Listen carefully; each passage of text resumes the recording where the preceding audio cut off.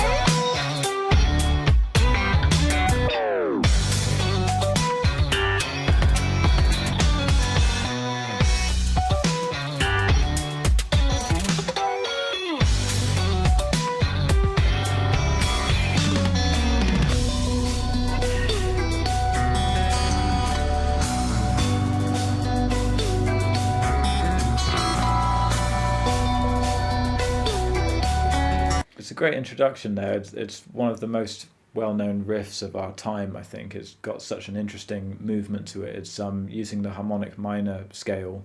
The timing of it is really interesting, and it's got nice little harmonic bits in there. It's that blend of single lead, single line playing, and then mixing in with some different chords, different chordal embellishments, and all the harmonics. And he's really developed that style of his own, which is a really great way of blending different ideas together into one really melodic sounding guitar part.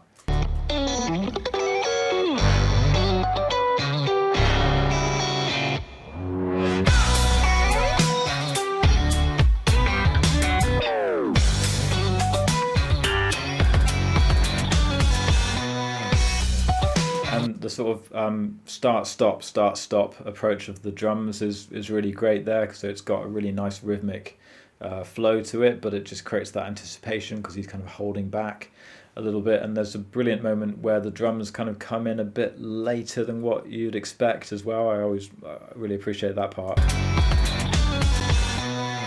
That part.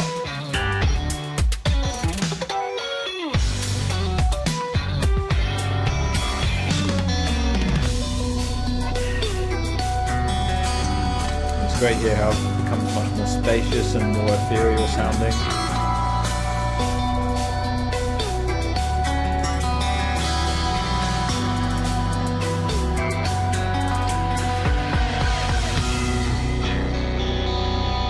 And a complete break from the drums.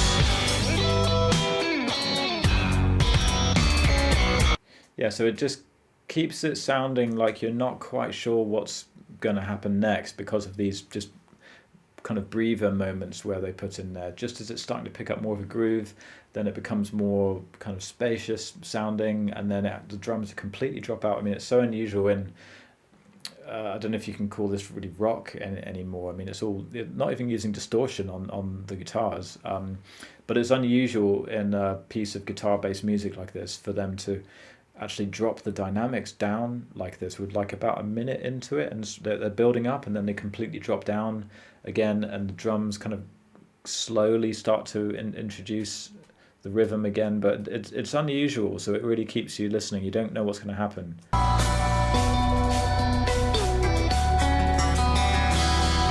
And beautiful tones on the guitar as well.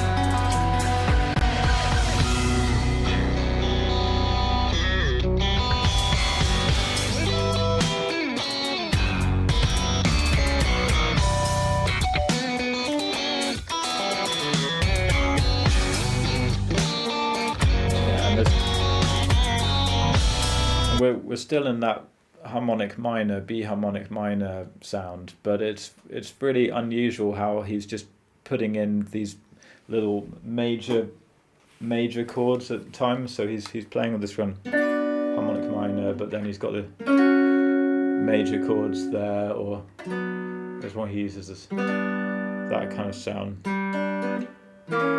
going to the dominant seventh of the 5 chord, and then back to the back to that B minor again. So it's interesting when this is Scott having his little moment, and he always approaches things a little bit differently. So Tim's got his main riff that he's brought in. It seems like that's the basis of the song. And then when it gets to Tim's spot, he'll do something slightly different with it, but it's very nice, use of different open strings and staggered arpeggios, and he has a nice approach to it. Always feels like it's refreshing, and he's done something just a little bit different with it, just to keep the interest going.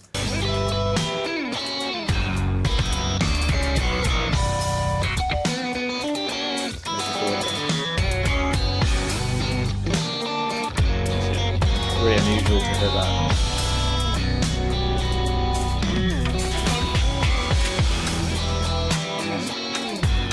Nice harmony on the bass there.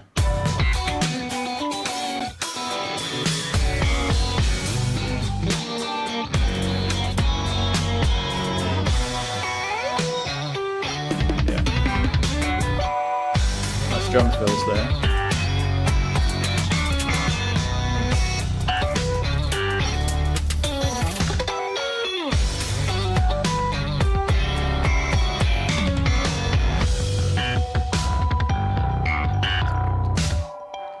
Yeah, and always with the triplet feel, the 1, 2, 3, 4, 5, 6, 1, 2, 3, 4, 5, 6, 1, 2, 3, 4, 5, 6. Yeah, there's always tons of triplets in Polyphia stuff, which is nice.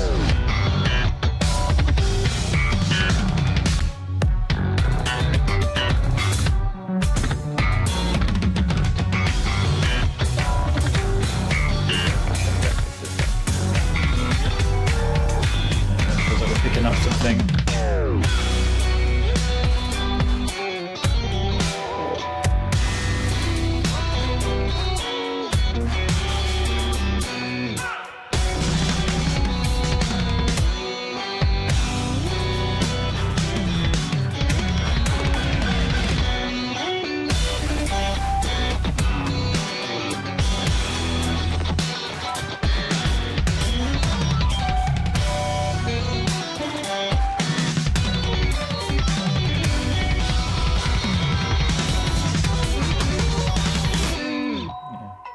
So really great there how they're developing it at the end, and you've got some of these fast runs put in there and interesting drum fills, but it's not done in the typical way that a progressive metal band would do. They're doing their own kind of lines, their own kind of approach to the rhythms.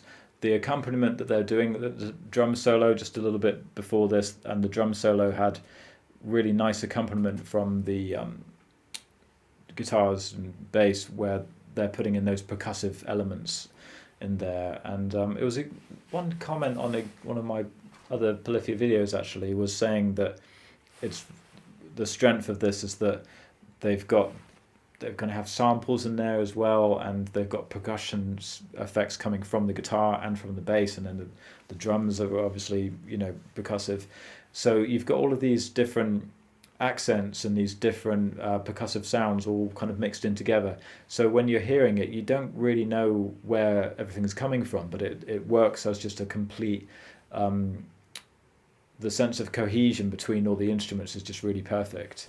So it's really great how they're managing to do that and just create a bit of a sense of like a new language for guitar based music. So let's just listen to that end section again, because there's some really great stuff going on.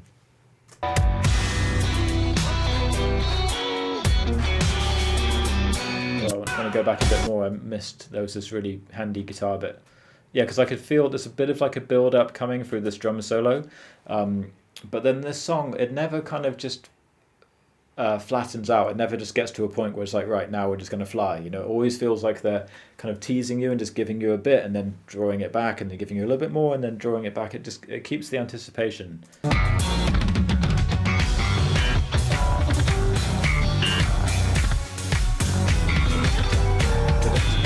kind of build up, but then it kind of opens up. Really great guitar lines.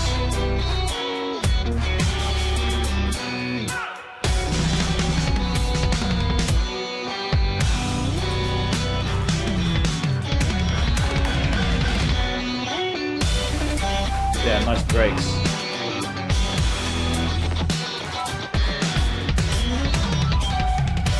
Yeah, it's really cool to kind of see what Tim's doing a little bit more there. I wonder if I could try and maybe shall I try and slow it down a little bit to see if we could, because it looked like he's starting off a run there and he's doing kind of hybrid picking where he's picking some of the lower notes and then using his fingers to pluck the higher strings, and then he does a kind of sweep thing and then uses the whammy bar. I wonder if we can catch that. Let's see if we can. I've never tried this before on one of these analysis videos, but I wonder, can we slow it down to then try and see what he's doing? Yeah,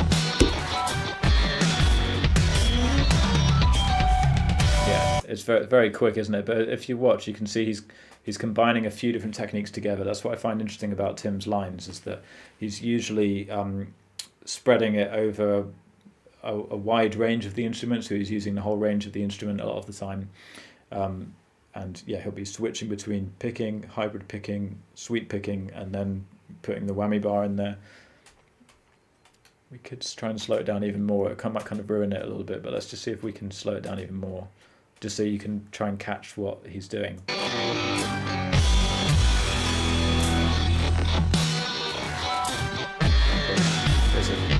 Picking, it's a hybrid picking, sweep, and then the whammy bar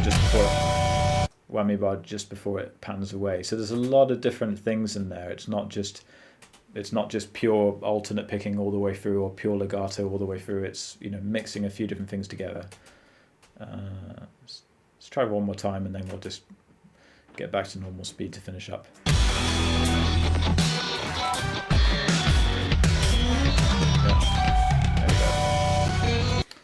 Okay, so you're probably tired of watching it at slow speed now. Let's go back to normal. So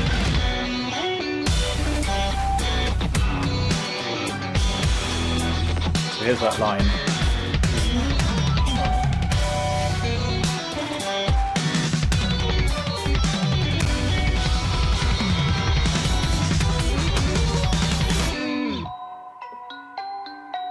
Yeah, and back to that spooky kind of line they've got on the keyboards.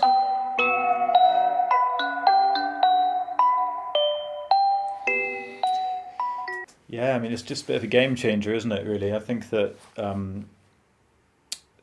I really think that their new stuff is even better than this as well. I mean, this is obviously a great track, and it's really thrown the gauntlet down for a new way of arranging, developing a track and using the different production elements and the combination of the techniques and the tonality that they're using, more of that harmonic minor, but not doing it in the sort of more sort of classic shredder way, the neoclassical way that, you know, Yngwie Malmsteen would use the harmonic minor. They're doing it in a different way that sounds much more modern, and it's kind of got like a hip hop vibe to it at the same time. They're definitely very influenced by hip hop music, as they've said. But I think that their new stuff that they've done, like Playing God and Ego Death, and I think that stuff to me is even more interesting, and the kind of journey that each piece goes on, and the kind of the language that they've got, the musical language that they're developing for themselves, I think is even better. And it just kind of seems to go with the way that they've really transformed themselves as well. I think it is important for the band to have a sense of style. I mean, just the way that they dress and the way that they hold themselves now. I think that just adds more mystique. It adds more kind of character and just a sense of like strength to their whole. You know, their presence as a band and everything. So it's really great that we've just got a band like this that are doing stuff that's interesting and it's getting, you know, people excited. So yeah, thanks very much for watching, guys, and let me know other videos you'd like me to analyze and break down, and I'll see you again on the next one.